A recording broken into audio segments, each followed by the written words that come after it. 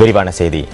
இலங்கையில் நடைபெறவுள்ள பொதுநலவாய அரசு தலைவர்கள் மாநாட்டை முன்னிட்டு கொழும்பில் உள்ள 38 பாடசாலைகளுக்கு இன்று முதல் விடுமுறை வழங்கப்பட உள்ளதாக மேல் மாகாண கல்வி திணைக்களம் தெரிவித்துள்ளது.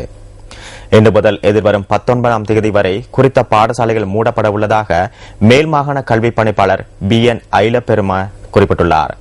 பொதுநலவாய அரசு தலைவர்கள் மாநாட்டு நிகழ்வுகளின் போது கடமையாற்றவுள்ள பாதுகாப்பு உத்தியோகத்தர்களுக்கான தங்குமிட வசதிகளுக்காகவே இந்த பாடசாலைகள் மூடப்படுவதாக மாகாண கல்வி பணிப்பாளர் தெரிவித்தார். இதேவேளை குறித்த பாடசாலைகளுக்கான வருட இறுதி பரீட்சைகள் எதிர்வரும் 21ஆம் தேதிக்கு பின்னர் நடத்த தீர்மானித்துள்ளதாகவும் மேல் மாகாண கல்வி பணிப்பாளர் BN ஐலப்பெரும சுட்டிக்காட்டியுள்ளார். எனினும் சிறிமாவோ பண்டாநாயக்க மகளிர் கல்லூரி மற்றும் விசாகா கல்லூரி ஆகியவற்றில் இன்றைய தினம் கல்வி நடவடிக்கைகள் இடம்பெறும் என மேல் மாகாண கல்வி பணிப்பாளர் மேலும் தெரிவித்தார்.